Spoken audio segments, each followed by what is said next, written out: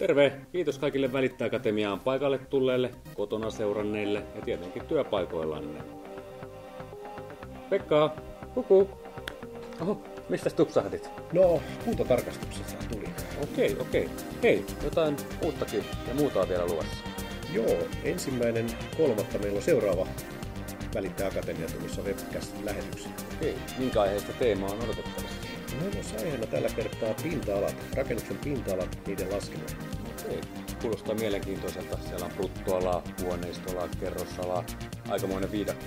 Nimenomaan aikamoinen viidakko ja sen takia tämä koulutus pidetään. Ja tässä on tarkoituksena, että jokainen mukana oleva oppii laskemaan, miten se huoneistoala ensinnäkin määräytyy ja miten se lasketaan. Okei, mistä voi seurata tapahtumaa? Akatemia.tv. Tervetuloa! Tervetuloa, 1.3. nähdään.